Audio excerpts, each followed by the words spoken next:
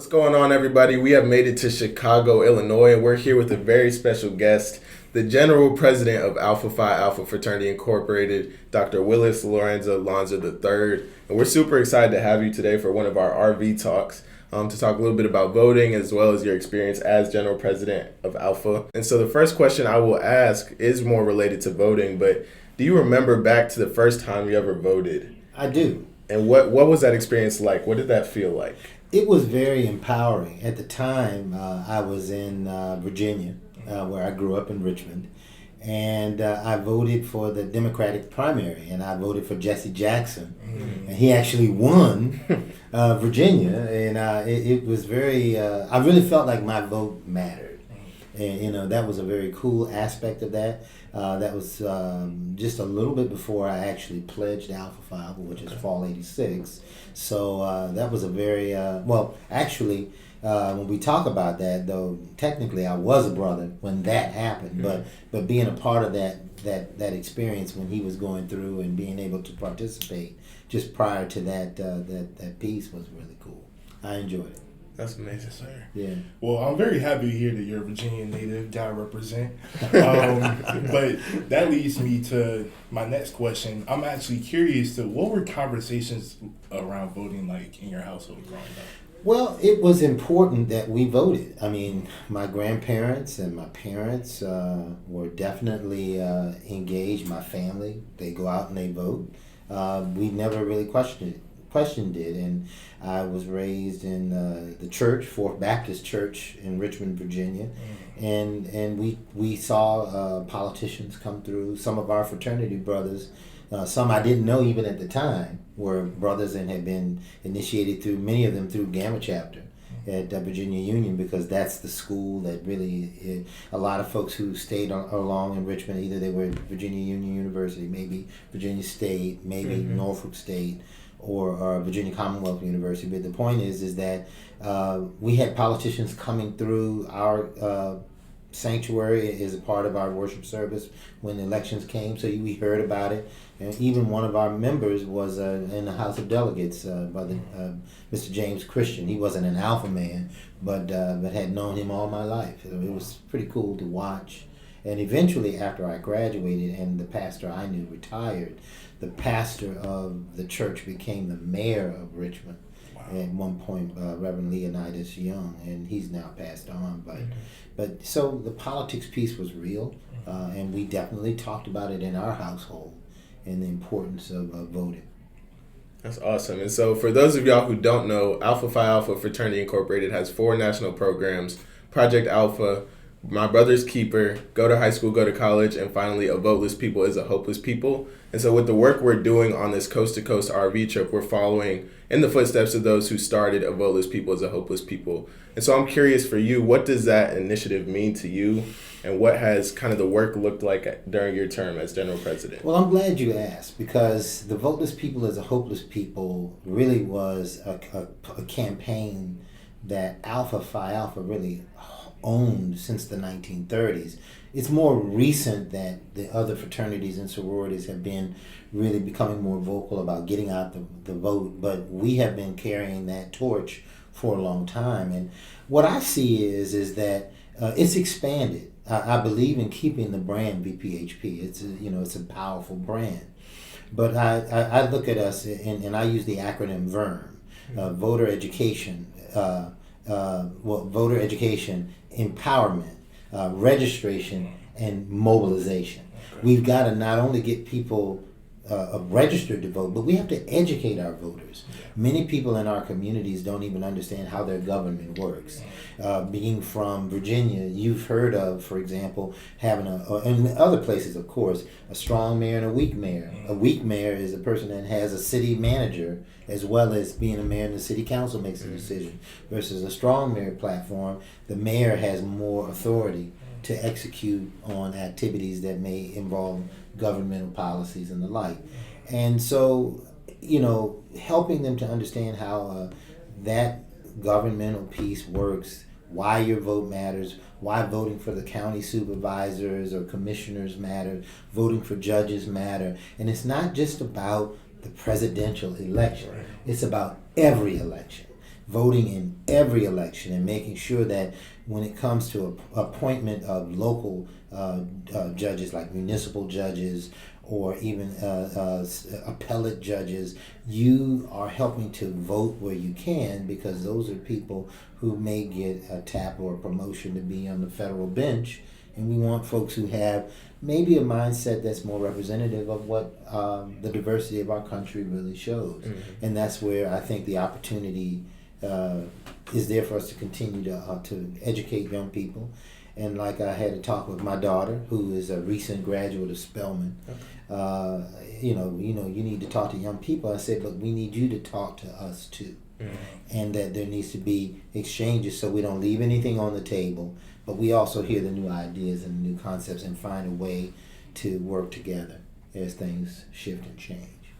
And so, as we've gone across the country, our initiative is primarily focused on 18 to 25-year-olds, getting that young voter educated and encouraged to go out and vote. Mm-hmm. And so, as we've spoken with a lot of these young Americans, we've seen that they are primarily focused on that presidential election. They don't even know about the smaller elections in their counties and whatnot in their states. Right. And so, how do we properly inform them on the importance of voting on all levels?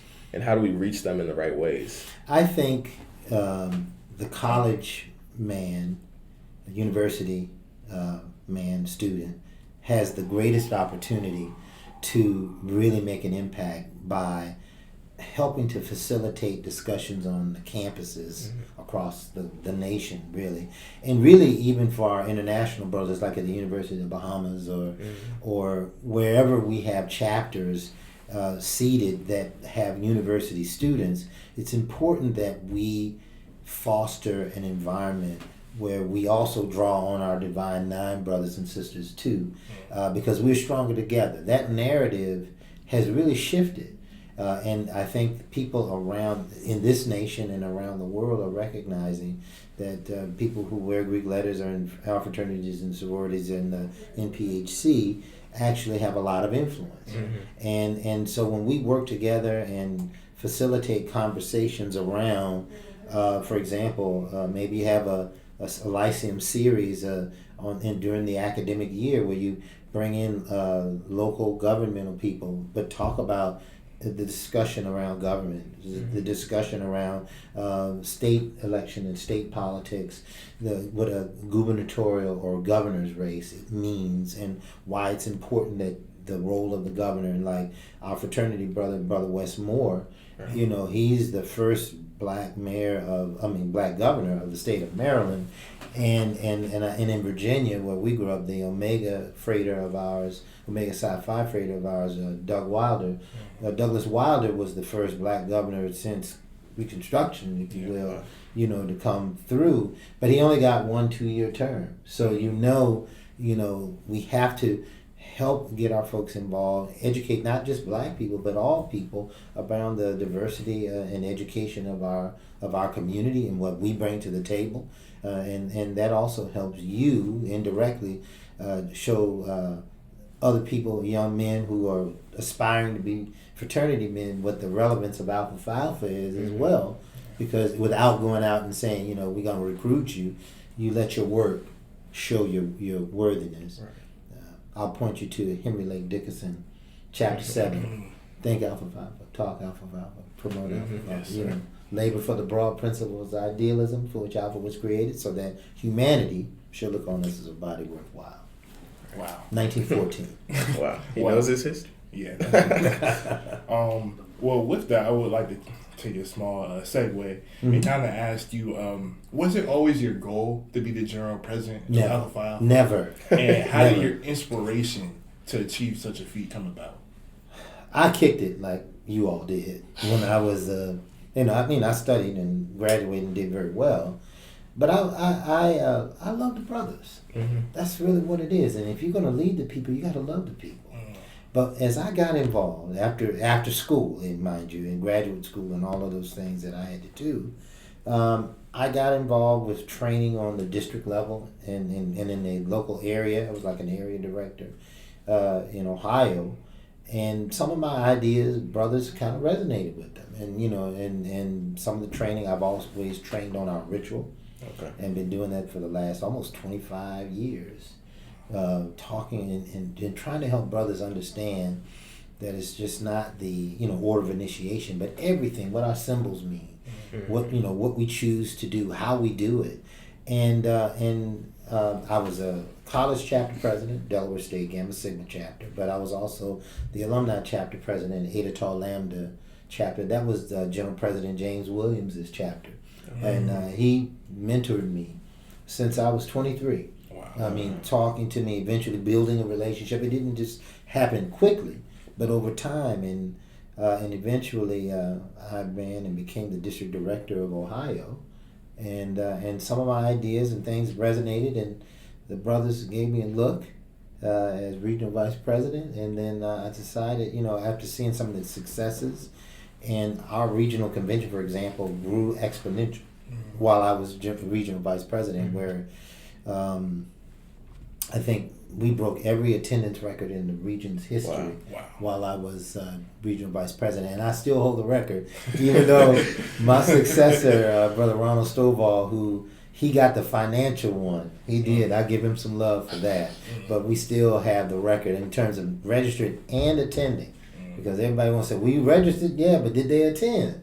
Were the numbers there? So and I took some of those ideas, job fair, for example. We had 28 hires right out of our regional convention. Wow. And while I was, and as we built that platform, and something that we just also left. And I also did some things that, like my predecessor, who's a state senator for Illinois, Brother L.G. Sims, he started a Read to Succeed program, and we kept that going, where we bring a reading bench to every place we go for the regional convention. We choose a school, donate books to them, and they've kept that going. I mean, you got to build, and you don't have to tear down, Right. in order to see the fraternity move forward. You can build on the legacy, improve, tweak, and that's why we mentor and nurture brothers like yourselves, so that we can ensure that not only will Alpha Phi Alpha move forward and continue to lead, but we've learned from what we've seen in the past, and we advance and adjust as we go. It's not about perfection. There's always challenges when we deal with people. Yeah. But the thing that keeps me coming back is brothers like you. Yes, And I burn the midnight oil and candle so I can spend time with brothers like you guys.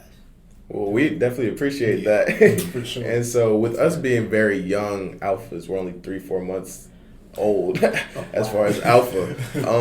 How do you continue to, we retain and bring in so many young brothers, but how do you get them to, continue to do the work after they've graduated and they're away from that college setting, and, stay active with the fraternity? It really varies from person to person, but I go back to what I learned when I was a Sphinxman like you all were, and used to make us say, where is Alpha? It's in my heart, big brother. It's in my heart.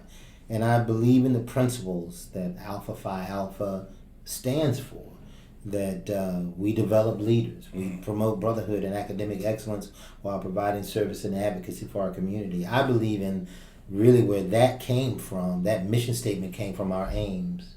Manly deeds, scholarship, and love for all mankind. And our motto, that we're first of all, servants of all, we shall transcend all. That resonated with me, man. Yeah. And once I got myself, and much like when we get on a plane, they say, put your mask on first before you try to help somebody else. So I tried to strike the right fraternity work-life balance. I was married when I was in graduate school and all, and you had children. But I also, once I finished my fellowship and all, I made sure I started getting engaged and really stay in there and dig in. But also just making sure you stay connected to the brothers, not just your chapter, but meet other brothers. I mean, all of the poems we learn, for example, in the city, if you go to another city, you can find another brother, like one poem teaches us. And but the one for me is If. It was written by a racist, mind you, but Sir Rudyard Kipling was a racist. I did not. Let's know be that. very clear. Wow. But the poem was written for his son, but it applies really to men and women. That we can take just like the great song Carmina Burana was written by a Nazi. That's the one that you hear when you've heard it before in the movies. But that song, is a great song. Yeah. But sometimes the philosophy behind the people may not be right. But long story short, and I'm sorry to go ramble a little bit, I say that my love and belief in the principles of Alpha Phi Alpha is what keeps me locked in and trying to help people doing the things that we can do, starting initiatives like all of the great scientists and physicians we've had come through our fraternity, and we never had any real medical focus of significance. That's why I started the Surgeon General's initiative, and it's evolved into a great thing, and looks like it's going to move forward even after I'm done. And that's what we have to do, is make sure that things we improve on what we can, and build up and build and carry those and lift those with us while we build. That's what we do. All right, so if you can think back to, I believe you said 1986 when you crossed? Yes. Can think back to then, I'm sure there were a lot of organizations on your campus, fraternities. Why did you choose Alpha? Was it those principles that you just mentioned? Well, the mission statement, all that? It's a great question. And my line brothers and I laugh about it all the time, because I was a student leader, president of a freshman class, and the other fraternities were coming at me, talking to me. The Kappas gave me their history, the Omegas gave me what they call that thinner history, but I'm just teasing. Those are our brothers, and they're afraid of the good guys. I'm just messing. I'm being messy. But what I found was that Alpha Phi Alpha didn't really come after me. I had to pursue Alpha. And I also knew of Alphas in my family as well. One cousin who inspired me, and one brother who lives here in Chicago now, who's from Richmond. He plays at Gamma Iota at Hampton. Bert Allen. I saw him, he's a few years older than me, come home with his letters on. And I was like, I'm going to do that. But when I got to campus, I went to the smokers. I heard what people had to say.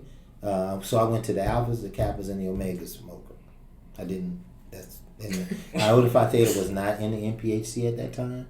So, and I just did not, I did not attend, just being fully transparent, the Phi Beta Sigma. But I had a lot of good friends who were Sigmas. Okay. But when I went and I saw the styles of the respective organizations, and then I looked at the history, and I looked at the stellar, just these pantheon, this great group of men that are alpha men. And I mean, not only Dr. King, but Thurgood Marshall, and you just run it down. And I was like, wow. And then I found out those men in my church that I looked up to, who had been grooming me, were also alpha men. And I went home spring of spring of '86, and over the summer I came back and I said, I'm ready to go. And I pledged fall '86, and my LB said, we were already ready. I'm like, well, I just wanted to make sure, when people asked me, why did you choose? I looked at it, I gave everybody a fair look, and I had already said Alpha's the one. But I said, I want to make sure that I remove all doubt, and I did. And I'm very confident. Haven't looked back since. That was amazing. To put it plainly. But that leads me to my last question. What has been your biggest lesson, your biggest takeaway from your tenure as General President? There have been many lessons, many big lessons. But I think the best lesson of all for me is that the brotherhood matters. Brotherhood matters. We do business, and we should always do business professionally. But we have to always say that, even when we do business and we still want to make sure we have brotherhood after, if you do business with a brother. But I think the best thing, and I would say that in my experience, when I have had my highest, greatest experiences, Alpha brothers have been with me. When I have had my lowest and deepest pain and hurt, including losing my parents even, the brotherhood has been here. the brothers, Alpha's brotherhood is so strong. Right. I mean, you know, and I even felt it even more in the 80s and the 90s when I was your age, because we all just seemed like we just clicked. You know, we could stroll. I would road trip and have fun. You know, and we'd sleep on people's floors, and you know, and the brothers were just accommodating and, you know, making sure we were good, we were okay, and that still, I mean, like today, almost 38 years, and we knew each other. We've known each other 39 years. My LBs, 2 other brothers, we are still this tight. Wow. I mean, I talked to each of them, texted them within the last 2 days. I've talked to both of them via text or phone. And that's why I'm saying, you know, we've watched our children graduate. You know, our children have met each other, things of this nature. And then there are other brothers from our chapters, brothers from the district, the region. I mean, you know, I was made Alpha East, but I know so many brothers in the Midwest and brothers in the Southern region, in the Western region, in the Southwestern region. It's a great thing, man. You know, it that's the lesson, man. Brotherhood matters.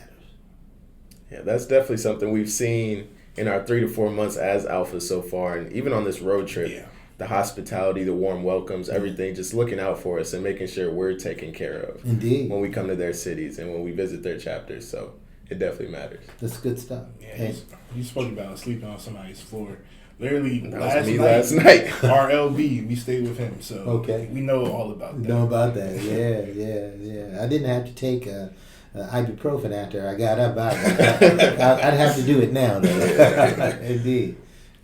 Yo. Okay. Yeah, it works. Be careful doing that now.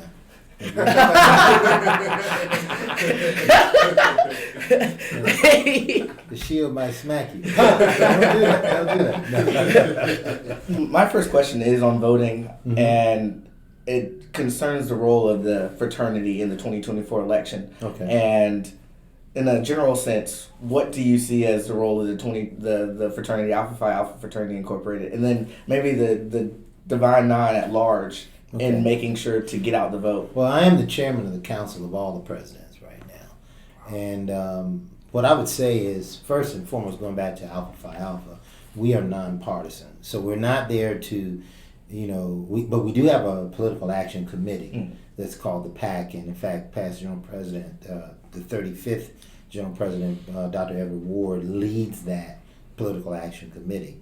So they can be more targeted about the monies and the dollars that they give on federal or state, or, you know, for federal elections versus state or whatever.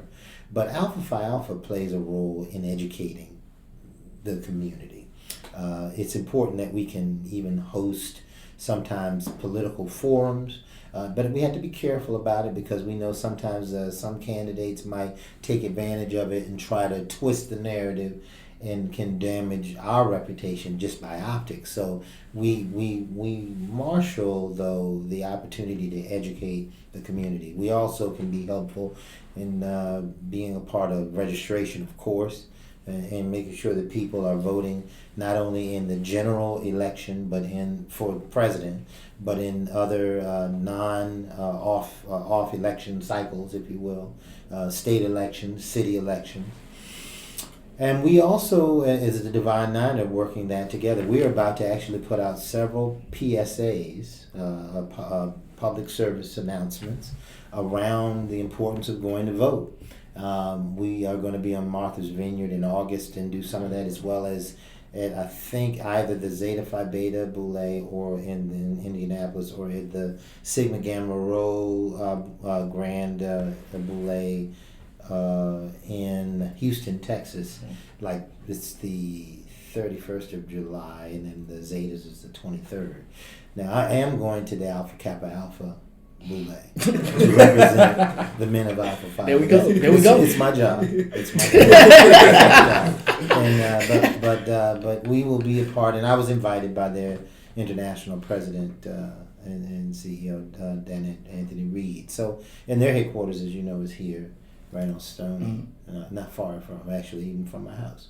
So the cool thing is, though, at Alpha has an opportunity to help mobilize too, and trying to make sure that we're getting people and working. And I would encourage us to partner with the MPHC on your campuses as well as in the community where you are, in our efforts to try to make sure people can get to the polls to actually vote. I know there's some places like in Florida and in Georgia. But Georgia in particular, there's rules and laws in place that if you bring someone water, there's a fine and whatever. But we've got to make sure that we do all we can to make sure folks have what they need, if they can take the water with them or have the bottles nearby as they're going up, and they can have that, or before they get to the voting place. I think those are helpful things that we can do.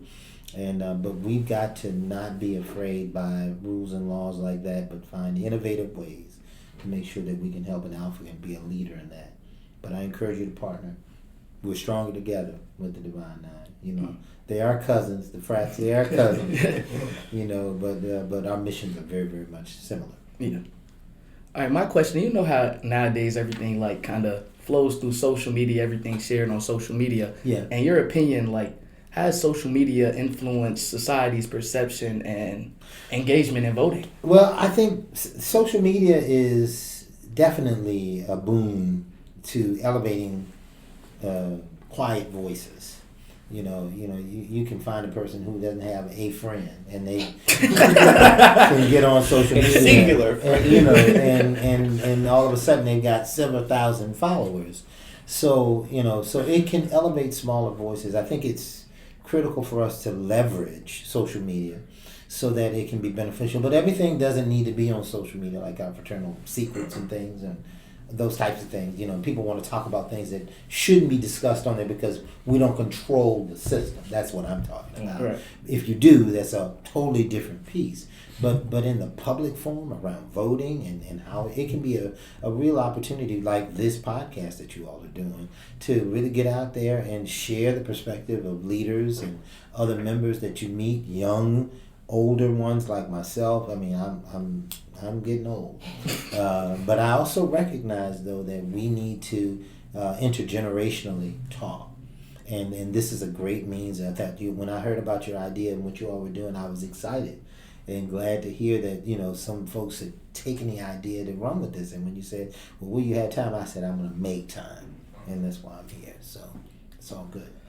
We really appreciate that. Yeah, and for real. That brings me to another question I have on voting. On the road, we've been on the road, feels like for about a year, but really No, when I got home yesterday, I was like, whoa, I've been home in a minute. Since June 18th. Okay. And a lot of what we've been hearing from individuals in our age demographic, 18 to 25-year-olds, is why am I voting? There's no hope. We shouldn't have any hope in the system for any hope in politicians, any hope in anyone, any elected individual. And I'm just curious as to what you say about that and any encouragement you may be able to provide. Oh, I'm going to definitely give you some encouragement. The part of the challenge, and I remember feeling similarly when I was your age and younger about, just being disenchanted with maybe politics or the mindset of certain people or politicians. But the one piece I want to bring you to the table, and this is the maxim, if you're not at the table, you're on the menu. If you choose to disengage, then you let other people who exercise that right to vote put people in place that may be diametrically opposed to your mindset or philosophies. But it's important not to throw the baby out with the bathwater, if you will. You're not going to always, just like brothers, we don't always agree on everything, but we agree on most things. We do. And that's why, fraternity is not supposed to be perfect. There's no perfect entity. Even the church is not perfect.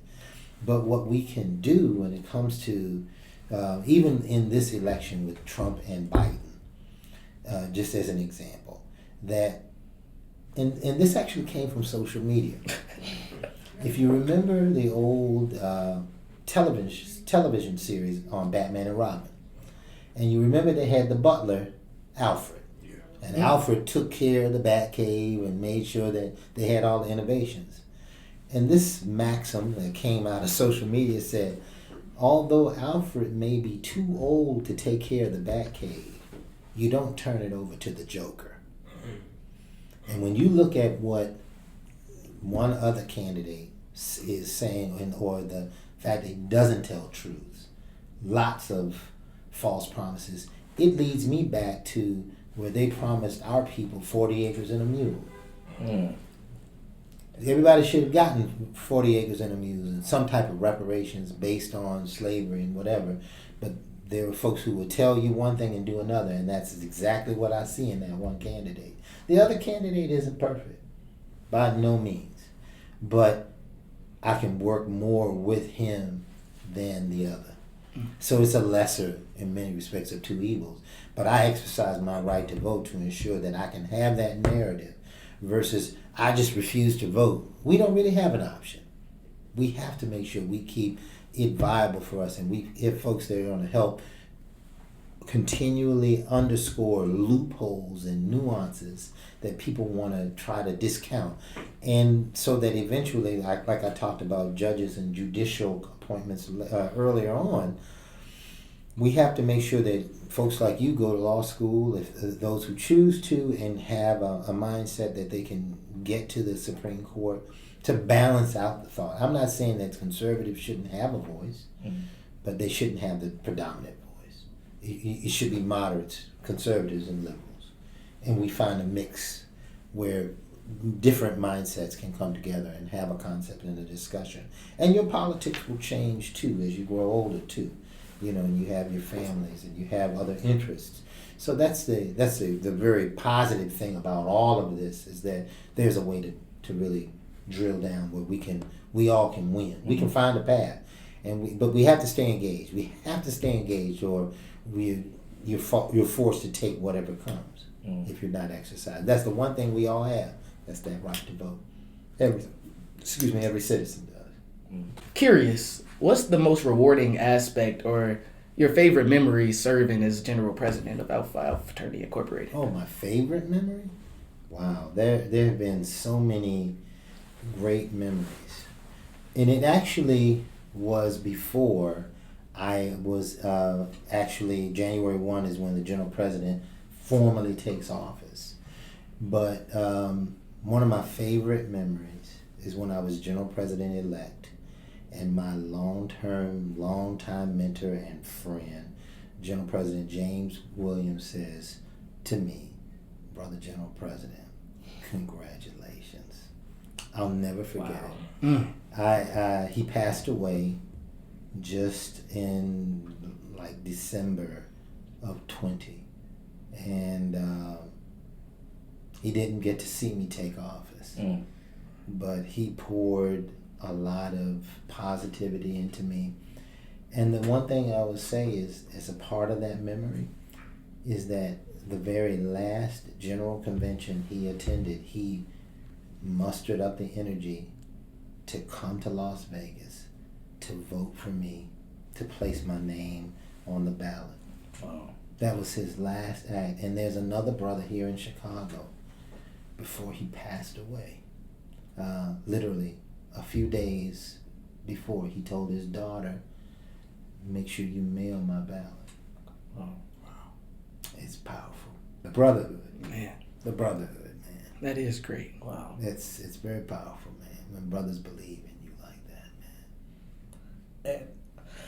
Wow, that kind of sent some chills down my spine. As we wrap up, the last question I have for you is sort of, what are words that you live by? And then in addition to that, I'm going to add this, what's the song that you live by as well? Wow. Words that I live by, there are two. One taken from Shakespeare, "To thine own self be true." You have to be honest with yourself. And I took the words from my mom's high school almanac from one of her teachers, Reverend I.T. Bradley, gets the credit for these words. "To the determined comes fortune." When you put in the work and the grit, you will come out ahead. And those words resonate with me. Oh, there are so many songs that I love, But if I had to say that there's one song that reflects, that I think of, that if you could play for me when I walk in the room, it'd be Return of the Mac. Oh, wow. Return of the Mac. Once again, that's it. If you know the song, that and We'll play it. That and Notorious B.I.G.'s. Which one? Oh man, Biggie, can't you see? Sometimes just hypnotize me. I just love your jazzy way. You know, This is why they're okay. You're so big. I mean, you know. Wow. I mean, and I come from the hip hop. I'm a hip hop lover, and I'm a house head. House music. Oh, that house music. Yeah, but I play music. I'm a jazz musician too, and play classical. So I love. That's why I say it's hard. I got a lot. It just depends on the genre of music. I got some theme songs, man. I do. You know, and when I roll through the city, I mean, I like Michael Jackson's music. I mean, he was very talented. Prince, you know, listen to the great musicianship that they had. But a lot of times, man, I'm rolling, and people think I'm listening to, some classical music. I'm in there listening to what's my boy? Not Killer, but Kendrick? No, not Kendrick. I'm going back to. You talking about Wu-Tang? No, not I was just talking about Ghostface Killer. No, Ghostface. I do like some of Ghostface. I guess it's not William Murphy then. No. But I would say that many times I'm playing a lot of old school rap because I listen to LL's work. But like I go back to a lot of the music from the 80s and the 70s that they sample, like Bernard Wright, so Snoop sampled Bernard Wright's song. It's called Hopper Globber Trippin'. When this is for the G's, this is for the hustler. That music is from Bernard Wright. So I listen to his music, like LL's, Who Do You Love? Yeah. That's Bernard Wright, and that's where LL Cool J sampled that, if you will. So in order for him to do, this is I'm from Queens. That's where he got that. He doesn't know much. I'm a gospel, and I listen to instrumentals. I listen to gospel. Well, you tell him about that house music. You don't know the Chicago house music. Right. Farley, House Danny music, Sweet D. Wilson. My house music is Tamla Man. House music. House music is great, and also club music from the East as well. And but I also say, but there are a lot of gospel folks that I like too. There are some people from back in the day that they have. I was a big BB and CC Winans person. Yeah. But great instrumental. Richard Smallwood. Yeah, you name it. John P. Key. Yep. Now, that's the one. Like I said, I got some songs.